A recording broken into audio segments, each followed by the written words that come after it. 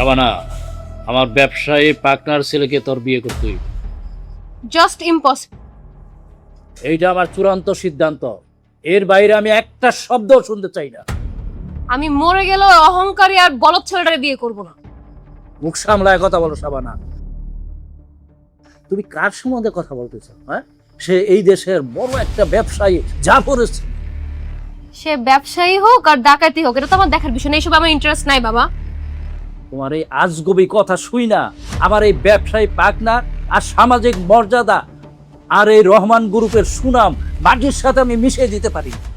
তোমার এই ব্যবসায়িক ডিলের জন্য তো তুমি আমার জীবনটা এভাবে নষ্ট করতে পারো না বাবা। তোমার এই ভবিষ্যতের কথা চিন্তা কইরা চোখ বন্ধ কইরা তারপরে তুমি এটা মাইনা নাও। একটা কথা মনে রাখবা, আবেগ দিয়া কোনো কিছু হয় না। এই কথাটা সবসময় মাথায় রাখবা। আমার জীবনটা আমার নিজের। আমার জীবন নিয়ে ছিনিমিনি করার অধিকার আমি কাউকে দিব না, ইনফ্যাক্ট তোমাকেও না। আহা, তোমরা দুজন একটু থামো না, একটু শান্ত হও। এরকম চিৎকার চেঁচামেচি এসব শুনলে আশেপাশের মানুষজন কি বলবে? তুমি এই আল্লাহ দিয়ে না তোমার এই মায়ের মাথাটা চাপায় খাইছো মমতা। আমি আবার এখানে কি করলাম? শাবানা, তুই তুই আর তোর বাবার সাথে এরকম মুখে মুখে তর্ক করিস না তোমা। আরে উনি তো তোর খারাপ চান না, উনি তো তোর ভালোর জন্যই বলছেন। ভালোর জন্য বলতেছে নাকি নিজের ইগো স্যাটিসফ্যাকশনের জন্য বলতেছে? শাবানা, আর আপনিও না আপনার একটু জেদটা কমান। মেয়ে বড় হয়েছে, ওর নিজের একটা পছন্দ অপছন্দ আছে, সেই ব্যাপারটাও তো আপনার বুঝতে হবে নাকি? ওর ইচ্ছা মানে এটা একটা ফালতুজি। আমার বাড়িতে আমার কথার উপর আর কারো কোনো কথা বলা অধিকার নেই। আজকে থেকে থাকবে।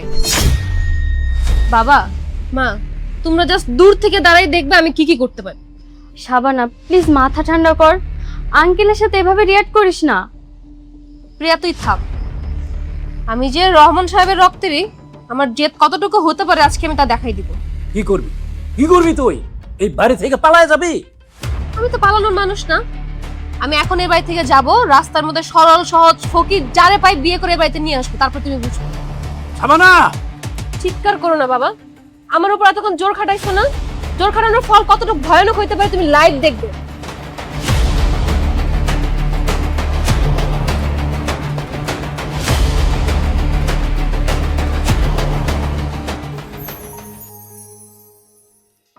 দেহি তার পাটা একটু আগে করতো।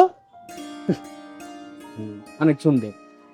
এইসব সিরা জুতা পইরা, সিরা লুঙ্গি পইরা আর সিরা শার্ট পইরা এই মাঝ রাস্তায় বইসা আর বাদাম চাপাইতে মজা লাগতেছে না, বুঝছো? না তো চিন্তা করতেছিস কেন? তো চিন্তা করিস না, চিন্তা করে লাভ নেই।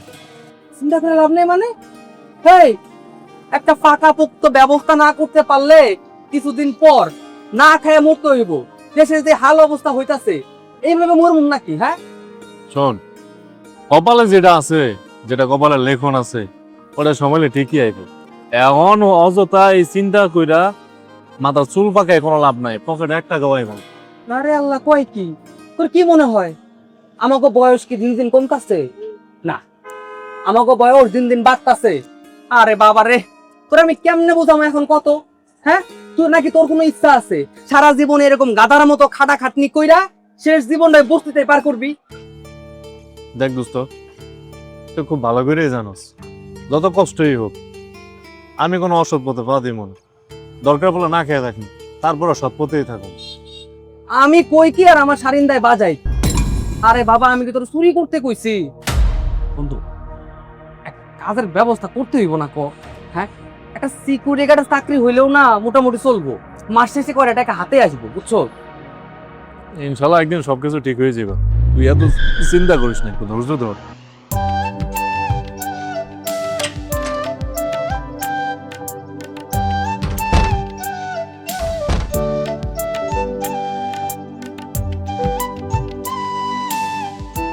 দোস্ত, একটা বিষয় খেয়াল করছো? কে? অনেকক্ষণ যাবত যে ওনারা আমাকে দিকে তাকায় কি জানি কইতাছে, আর মনে হয় তোরে ডাকতাছে। যাবি নাকি? আপনি এদিকে আসেন। আপনি কাজ বাস আচ্ছা চল তো।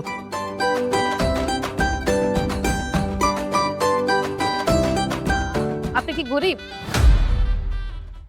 মানে কি বলতেছেন? মানে একটা নর্মাল কথা জিজ্ঞেস করতেছে, আপনি কি অনেক গরিব কিনা সেটা বলেন। আরে কি আশ্চর্য, হ্যাঁ? আপনি হুট করে গাড়ি থেকে নেমে এরকম অদ্ভুত অপমানজনক প্রশ্ন করতেছেন কেন ম্যাডাম? আচ্ছা ঠিক আছে, এটা পরে বুঝতে পারবেন। আচ্ছা আপনি এটা আগে বলেন, আপনার ফ্যামিলিতে কি আর কেউ আছে নাকি আপনি এতিম? আমার পরিবারে কেউ আছে কিনা, আমি গরিব কিনা, এইটা দিয়ে আপনার কি টাকা বললাম আমি তো বুঝলাম না। আর আমি যদি গরিবও হই তারও কেনা গোলাম তো আর না। প্লিজ এভাবে সিনক্রেট করিস না। রাস্তায় একজন অপরিচিত ছেলে, তারপরে ছেঁড়া জামা, দেখ জুতোটাও ছেঁড়া, আর তুই নাকি তাকে বিয়ে করবি? এটাই বেস্ট। আমি চুপ কর। আপনি আমাকে বিয়ে করবেন? কি কইলেন? আচ্ছা শোনো, বিনিময়ে কিন্তু নগদ 1 লাখ টাকা পাবা। কোনো অভাব অনটন থাকবে না তোমার লাইফে, আরামে এসে থাকতে পারবা। তুমি কি রাজি? আরে বন্ধু, না করিস না, না করিস না, রাজি আছে, রাজি আছে। আরে তুই থাম। আরে থামুম কেন, আরে থামুম কেন বন্ধু? মেঘনা থেকে কিন্তু বৃষ্টি হয়ে গেছে, বুঝছিস? একদম উপর থেকে লরিটা লাইগা গেছে। কেন না করিস না, তুই রাজি হয়েছা 1 লক্ষ টাকা, কি বুঝতেছস? আচ্ছা কিসের বিয়া? হ্যাঁ, কিসের 1 লক্ষ টাকা? আপনারা বড়লোক মানুষরা গরিবরা কি মানুষ মনে করেন না? আমি কিন্তু তোমাকে দারুণ একটা অফার দিচ্ছি। আচ্ছা আপনি সত্যি করে কোন তো, আমাকে মতো গরিবরা আপনি কি মনে করেন? এই যে খেলনার পুতুল, যে যখন যেভাবে ইচ্ছে ওইভাবে খেলবেন, আপনার 1 লাখ টাকার উপরে আমি লাথি মারি। জান আপনি এখান থেকে। শোনো, এটা কোনো সস্তা বাংলা ড্রামা না, ঠিক আছে? এটা একটা পিওর বিজনেস ডিল। আমার বাবার দাম্ভিকতা ভাঙার জন্য তোমাকে আমার দরকার, বুঝছো? আরে আপনাদের পারিবারিক ঝামেলার মধ্যে আমি গুটি হইতে যাবো কেন? কারণ তোমার দরকার টাকা আর আমার দরকার হাজবেন্ড, হিসাব বরাবর। আর তুমি বিয়ের পর আমার বান্ধবীর কাছে টাকা বুঝে নিও। এখন চলো। কিন্তু আমি তো কিছুই বুঝতেছি এ না। বুঝা লাগবে না, বিয়ে করবি পরে বুঝবি। আচ্ছা এখন কাজী অফিসে চলেন, বিয়ে পড়ানোর পর আমার ফ্রেন্ডের কাছ থেকে টাকা বুঝে নেবেন। এখন গাড়িতে উঠুন, যান তাড়াতাড়ি যান। এই গাড়িতে উঠুন।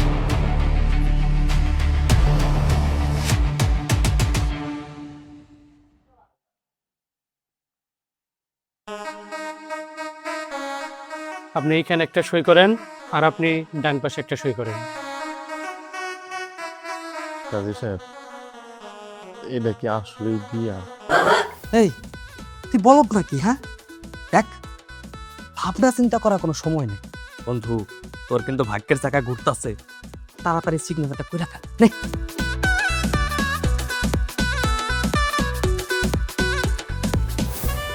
এই যে আপনি এখানে সাইন করুন।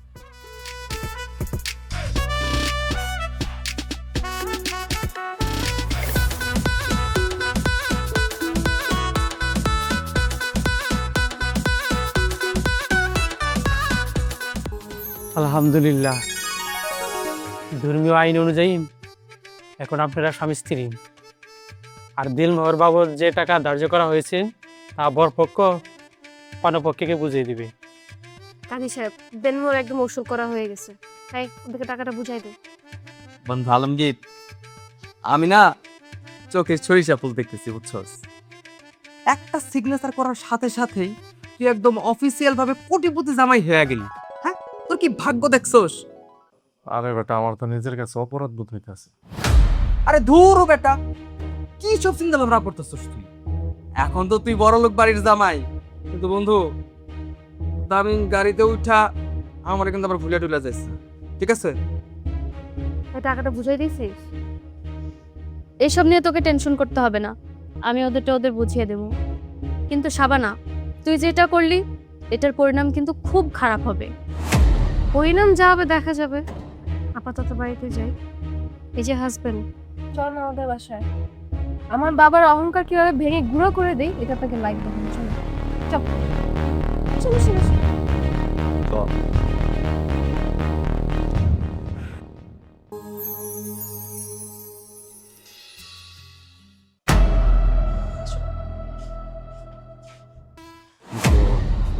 ওয়ালাইকুম সালাম।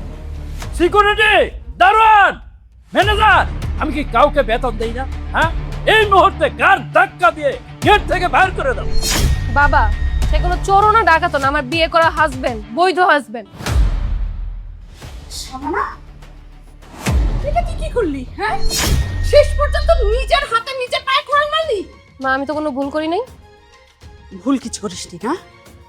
এইরকম একটা ভিখিরির ছেলের সাথে বিয়ে করলি, তুই তো আমাদের বাড়ির মান সম্মান ইজ্জত সবকিছু ধুলায় মিশাই দিলি।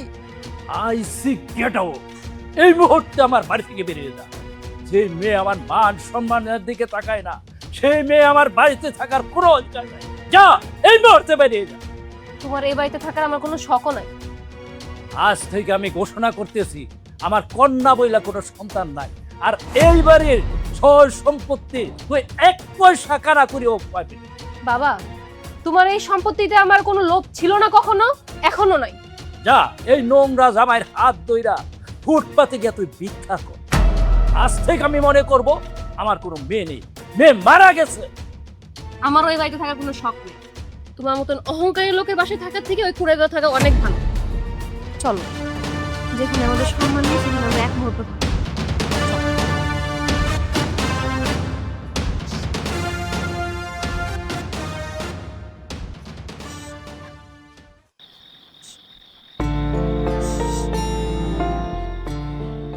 আসেন ম্যাডাম, আসেন,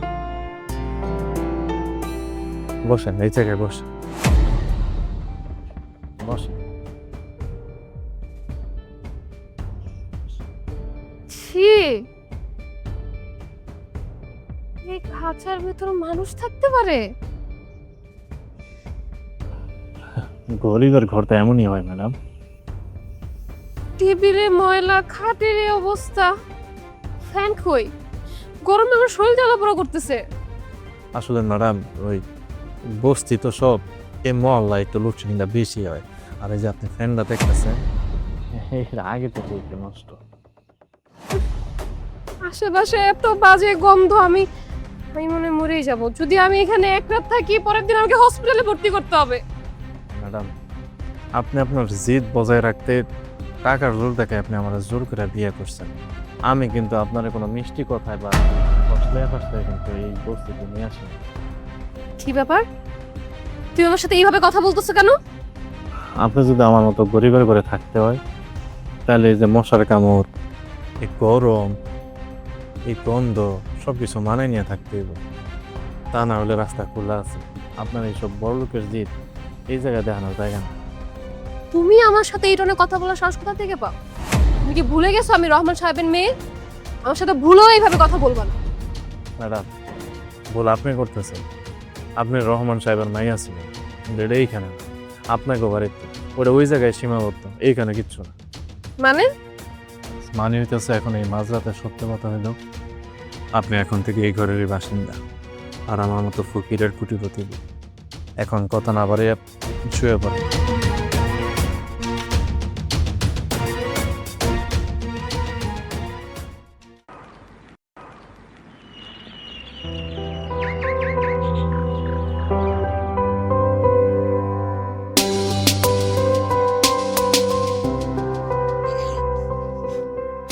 হাই কেরাস তো তুকু, আই এম সরি প্রিয়াফা। তো আপনি এই সকালবেলায় আমাদের এই ভাঙা কলোনিতে কিসের জন্য আসছেন? বলেন, আপনার জন্য কি উপকার করতে পারি? এই ফাজলামি বন্ধ করো তো। ভেতরে কি সাবানা আছে? আরে ভাবি জান তো ভিতরে খুব আরামে আছে। আর তা আপনি তো সকালবেলায় কেন আইছেন? একটু দুপুরবেলা নিতে পারতেন, তাইলে আমাদের মোড় থেকে আপনার স্পেশাল মামা ভাইগনা চার সাথে একটা পরোটা খাওয়াই দিতাম। তোমার পরোটা তুমি খাও। আমি তো ভাবছি সাবানা কাল রাত থেকে ঠিক আছে নাকি। আর তাছাড়া এই বস্তি মশা, এই খারাপ পরিবেশে সাবানা কিভাবে আছে আমি তো ভাবতেই পারছি না কিছু। আরে ধুর প্রিয়াফা, আপনার মাথা থেকে এইসব চিন্তা ভাবনা ফালায় দেন। আমাদের আলমগীর পোলাটা দেখতে গরিব হইলে কি হইব, একদম হীরার টুকরা, বুঝলেন? তা ঠিক আছে, সাবানার যে রাগ আর জেদ, তো ওরা দুজন ঝামেলা করে আবার কোনো অনার্থক ঘটিয়ে বসেনি তো? আমি ভাবছি এই রাগারাগি করে আবার নিজের কোনো ক্ষতি করবে না তো? আরে ধুর প্রিয়াফা, আপনি যে কি কন্যা, আমাদের আলমগীরে কোনো মাইয়া মানুষের গায়ে হাত তোলা তো দূরের কথা, কারোর লগে করা একটা কথাও কইতে পারে না। আর আপনার ওই বান্ধবী যদি আমার ওই আলমগীর বন্ধুর পরিষ্কার মনটা যদি বুঝতে পারে না, সে নিজের থেকে সোজা হয়ে যাইবো। আমি এক কলমে লিখে দিলাম আপনারে। ঠিক আছে, তোমার এই গল্প বাদ দাও, আমাকে নিয়ে চলো। আচ্ছা ঠিক আছে, আহেন আমার লগে আহেন।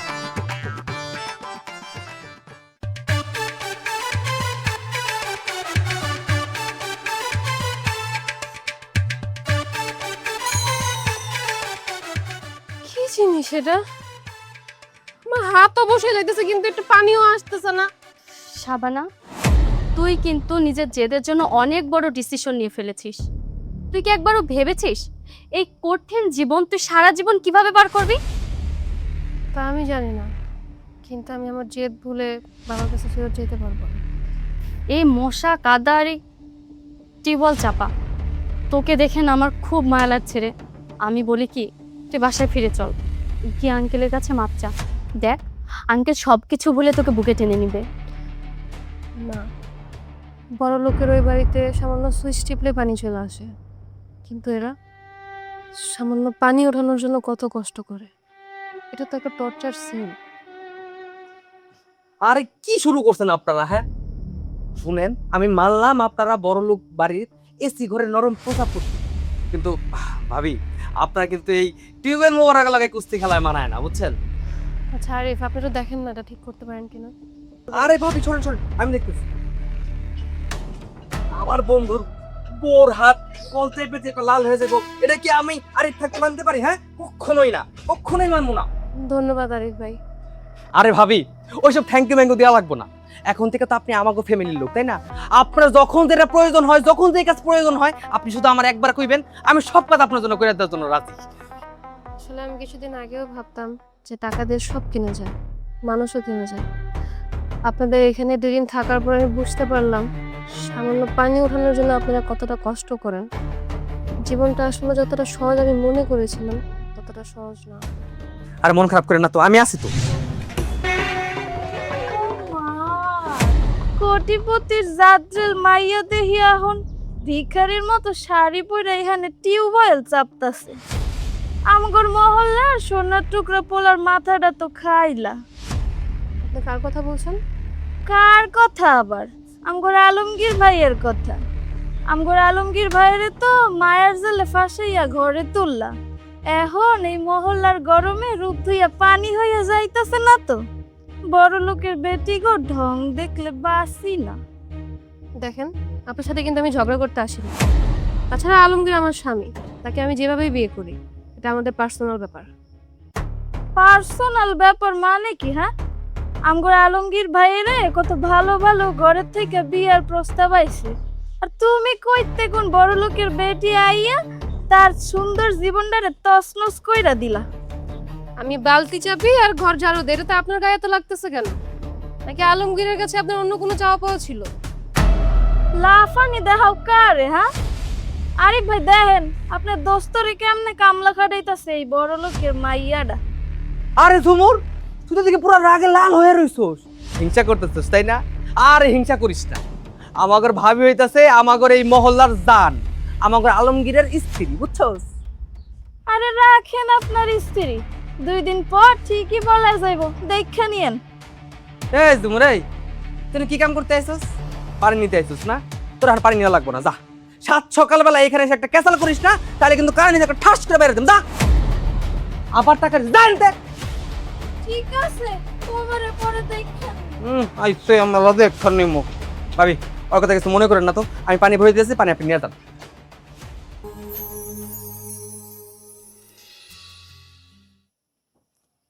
কত বেলা হয়ে গেছে, আমি সকাল থেকে কিচ্ছু খাই নাই, খিদে আমার পেটটা জ্বলতেছে।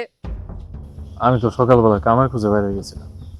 এই ঘরটার ভিতরে রান্নার কোনো ব্যবস্থাই নেই, একদিনের চালও নাই। আমি কি সারাদিন না খেয়ে থাকবো? আপনাকে বিয়ে করে আমার জীবনটা একদম শেষ করে ফেলছি আমি। চিল্লাপাল্লা করেন না, এই যে নেন, এটা ধরেন, হাতটা ধুয়ে এসে খাইয়া নেন। রাস্তার পাশে হোটেল থেকে গরম ভাত, ডাল, আলু ভর্তা নিয়ে আসছে আপনার জন্য, নেন খাইয়া নেন। কি? ওই রাস্তার পাশে নোংরা হোটেলের আলু ভর্তার ডাল আমি খাবো? চুপচাপ খাইয়া নেন। আর একটা কথা মনে রাখেন, আমি হইতেছি দিন মজুর, আমার তো আর ওই ধরনের সামর্থ্য নাই যে আপনার আমি মোরগ পোলাও, বিরিয়ানি এইসব খাওয়ানো।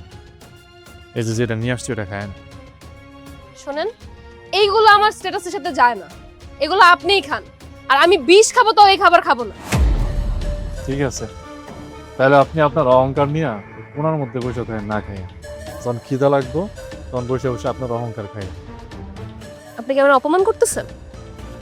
অপমান না, আপনার একটা চিরন্তর সত্যি কথা। খিদা এমন একটা জিনিস, খিদার যন্ত্রণা এত কঠিন যন্ত্রণা যেটা আমাকে মতো গরিব ছাড়া কেউ বুঝে না। খিদার যন্ত্রণা যখন আপনি ছটফট করতে থাকবেন, তখন এই রাস্তার পাশের হোটেলের খাবার আলুর ভর্তা আপনার কাছে পৃথিবীর সব থেকে অমৃত মনে হয়। ক্ষুধা লাগলে খাইয়ে নি।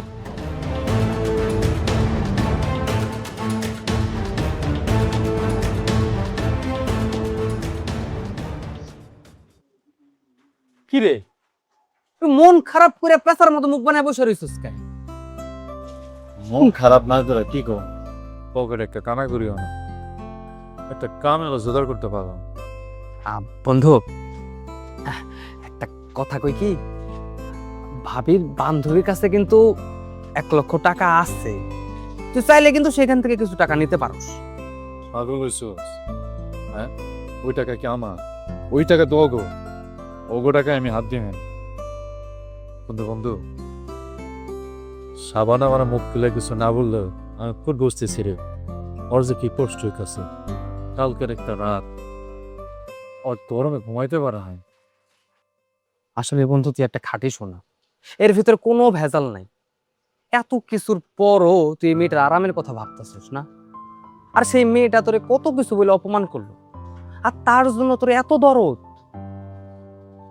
বড় লোকের মাইয়া নিজের জিদ দেখাই এসে বিপদে পেরে গেছে। এখন আমি তার স্বামী হিসাবে কষ্ট দিতে পারি না। আচ্ছা বন্ধু, একটা কথা কত, তুই কি সাবানারে সত্যি ভালোবাসা ফেলছস, নাকি দায়িত্বের খাতিরে এই সমস্ত পালন করতেছস? আমার তো মনে হইতাছে সাবানা নামের নদীটা তোর মনের ভিতরে বহা শুরু হয়ে গেছে। ভালোবাসা, ভালোবাসা কি কখনো বইলা কই আহে রে? সাবানার বাপের ফটো থাকা, ওই ওর বাপের রাজপ্রসাদ সাইরা, এসি রুম সাইরা আমার মতো একটা গরিবের ঘরে এসে দিন রাত কাটাইতেছে। ওর প্রতি আসলে আমার সম্মান না আরো দিন দিন বাইরে যেতেছে। আমি জানি না ওটা ভালোবাসা কি। তাহলে কি করবি এখন, কিছু কি ভাবছস? ভাবতেছি আমি আজকে রাত থেকে ওভারটাইম করে মেকানিকের দোকানের লোকের কথা খুঁজছি। আমার যে করে হোক একটা টেবিল ফ্যান হইলেও ওরা কিনা দিতে পারে। ও শান্তিতে থাকতে পারতেছে না। এই তো আমার বন্ধুর মতো কথা, তুই গিয়ে তোর কাজটা ভালোভাবে কর, আর তোর সংসার পাহারা দেওয়ার দায়িত্বে তো আমি আছি না। ভাবিরে কোনো প্রকার কষ্ট আমি পাইতে দিব না। আর ঝুমুর যদি আইসা ভাবির লোকে চিল্লাচিল্লি করে, ওরা তো লাঠিতে পিড়ে আমি সুদা বানাই ফেলবো, বুঝছস? আর পাশাপাশি যদি প্রিয়া আমার মনটা একটু গলাইতে পারি, তুই আমার জন্য দোয়া করিস।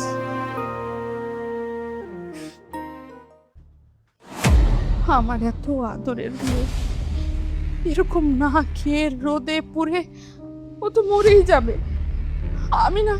আমি চিন্তাও করতে পারছি না, ওইরকম একটা ভাঙা টিনের চালের ঘরে এরকম গরমের মধ্যে কি করে আছে?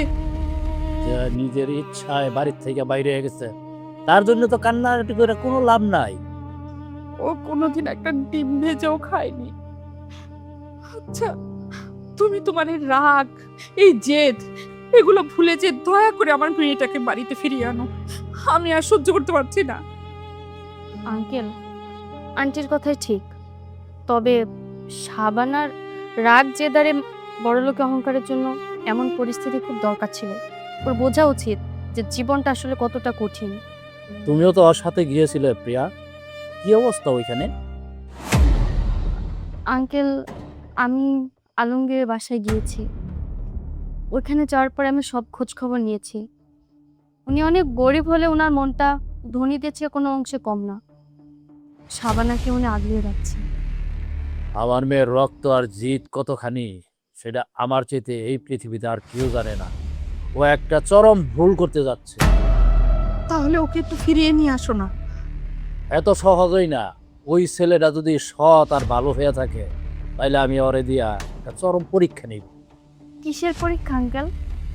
টাকার লোভ, বড় বড় মানুষের ইমেজ নষ্ট হয়। সে যদি 10 লক্ষ টাকার লোভের সামনে সততা ধইরা রাখতে পারে, তবেই আমার পরীক্ষায় পাস করবে।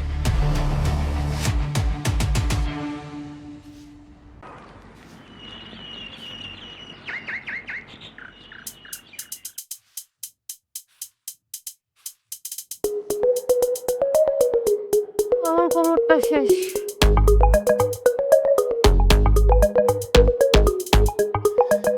কেউ নিজের ভাই এভাবে কুড়াল মারতে পারে নিজেকে না দেখলে আমি চিনতেই পারতাম না। জীবনটা আমার শেষ করে ফেলছে একটা গরিব বিয়ে করে।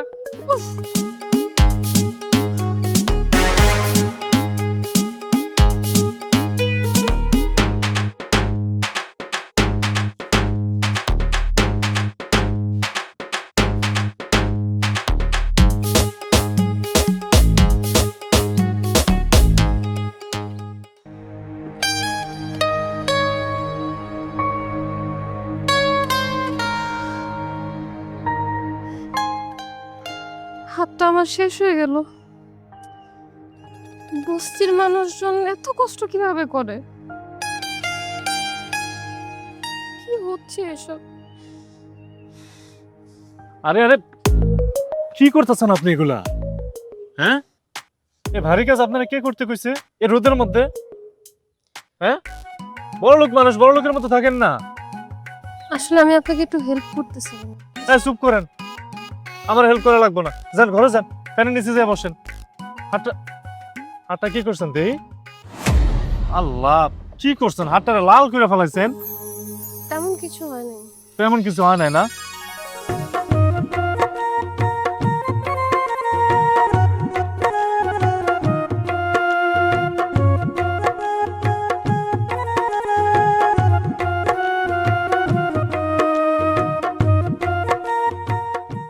আপা দেখছেন আমার বন্ধুরা কত কেয়ারিং হয়ে গেছে। হ্যাঁ, ওর ভিতরে একটা রোমান্টিক ভাব চলে আসছে। পুরো একদম বাংলা সিনেমার হিরো। ভালো লাগতেছে না ব্যাপারটা? কর এই চুপ করো তো, সব সময় আর কি ফাজলামি। আরে আপা, এত সুন্দর একটা দৃশ্য দেখার পর আপনার মনটাকে একটু নরম হয় না? হ্যাঁ, আমারও তো মন চায় আমার বন্ধুর মধ্যে এরকম একটা রোমান্টিক হিরো হইতে। আর আপনারা দেখার পর থেকে তো আমারও বুকের ভিতরে প্রেমের নদী কেমন উথাল পাথাল। এই তুমি যাও, নিজের কাজ করো তো। ওরা জীবনের সব থেকে বড় পরীক্ষা দিচ্ছে, ওদের ব্যাপার ওদেরই বুঝতে দাও। মাঝখান থেকে তুমি উস্তাদি করতে এসো না। আপু, আপু, হারা তুই? আপু, তোমাকে দেখে তো আমার বিশ্বাসই হচ্ছে না যে তুমি জঙ্গলি থেকে পুরো মানুষ হয়ে গেছো। স্যার তুই এখানে কিভাবে আসলি? মহল্লার এই শাড়িতে তোকে তো পুরাই বাংলা সিনেমার নায়িকার মতো লাগতেছে। দুলা ভাই, আপনি তো পুরাই মিরাক্কেল করে দিচ্ছেন।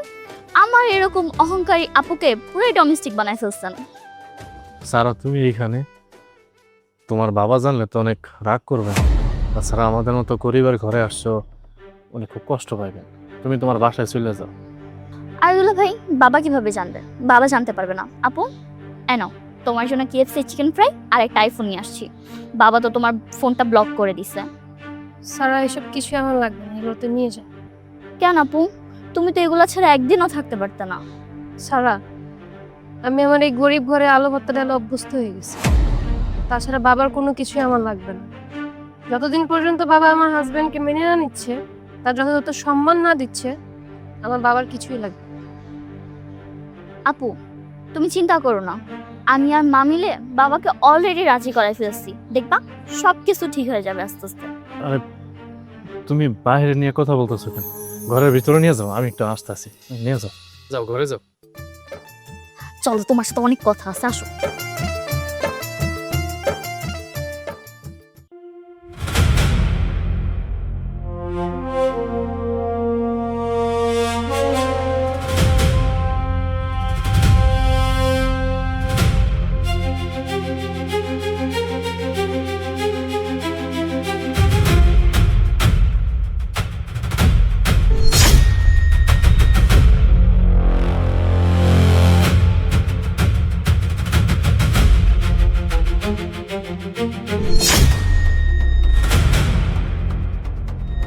এই যে আলমগীর, একটু কান খাড়া করে শোন। আমাদেরকে কোটিপতি রহমান সাহেব পাঠিয়েছে। কি চান উনি? এই নে নগদ 10 লাখ টাকার চেক। আজকের মধ্যেই শাবানাকে ডিভোর্স দিয়ে এই শহর ছেড়ে বের হয়ে যাবি। আরে বাপ রে বাপ, বন্ধু আলমগীর 10 লাখ টাকা! হ্যাঁ বন্ধু, আমার একটা থাপ্পড় মারতো, দেখতো আমি বাস্তবে আসলে স্বপ্ন দেখতেছি। টাকার গরম বুঝিস তো? আজকের পর থেকে যদি তোর এই শহরে দেখি, তাহলে তোর হাড়গুড় ভাঙ্গা একবার কবরে পাঠাই দিবি। বন্ধু কাজী হয়ে যায় 10 লাখ টাকা, হ্যাঁ? এই টাকাটা যদি একবার আমাগো হাতে আসে, আমাগো 7 পুরুষের ভাগ্য একবারে পাল্টায় যাইবো। একটা মাইয়ার জন্য এতগুলো টাকা হাত ছাড়া করা ঠিক না, বন্ধু রাজি আছে। এসব টাকার গরম আর গুন্ডাগিরি আমার সাথে দেখাবেন। তুই আপনার ব্যাংকের চেক আপনার কাছে রাখুন। তোর এত বড় সাহস!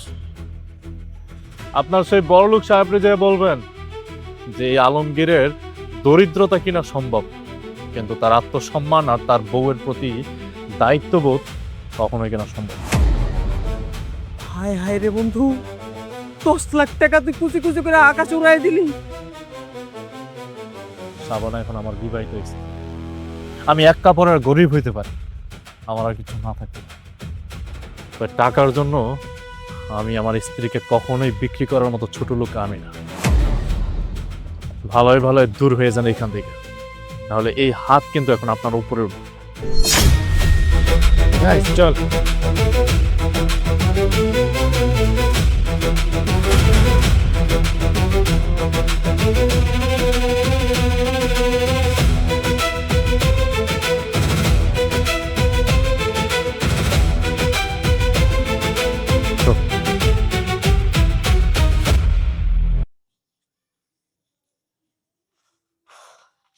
আরে প্রিয়া, শাবানা, আজকে বাজারে কি হয়েছে তুই ভাবতেও পারবি না। কি হয়েছে? আলমগীরে কিছু হয়েছে? আরে না, তোর বাবার উপরে রাগ আর জেদ মিটাতে যাকে একটা রাস্তার ফকির ভেবে বিয়ে করেছিলি, তার মনটা তোর বাবারের কোটি টাকার চেয়েও বড়। আচ্ছা কি বলবি আমার পরিষ্কার করে বল।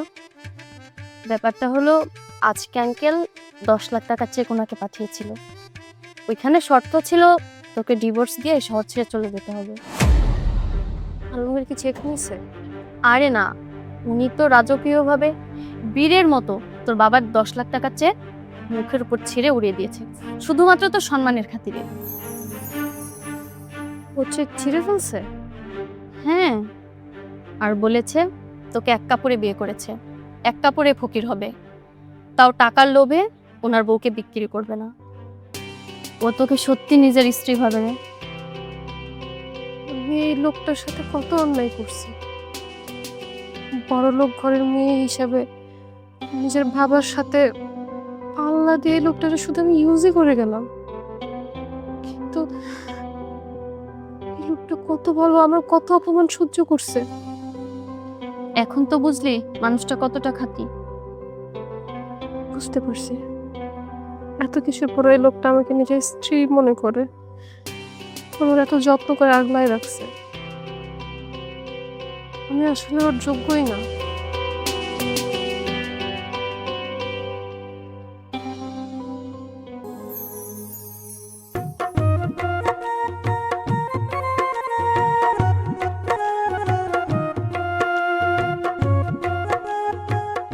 আপনি আমরা বাইরে আজকে বাজারে এত খাটাখাটনি করছি, শরীরটা একবারে ক্লান্ত হয়ে গেছে। চলেন ভিতরে চলেন। এত দেরি করলা যে?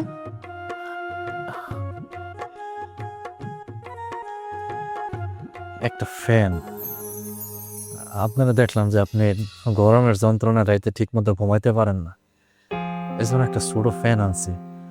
আজকের পর থেকে আমার মনে হয় যে গরমের যন্ত্রণা থেকে আপনি একটু রেহাই পাবেন, একটু আরামে ঘুমাইতে পারবেন।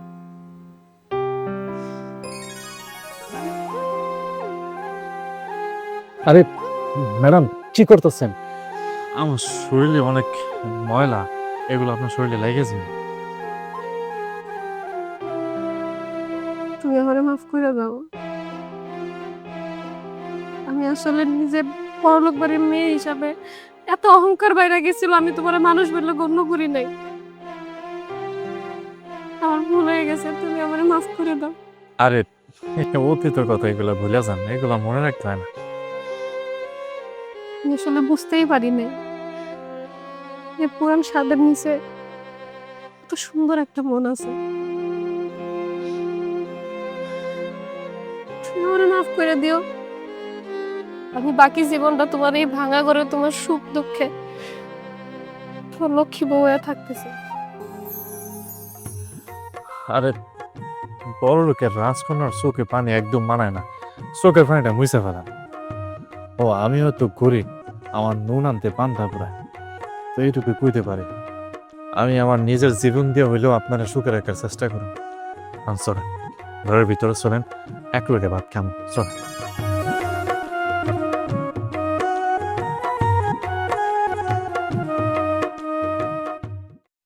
কিরে কেয়া আইগো জি আঙ্কেল, আসব তো কথা।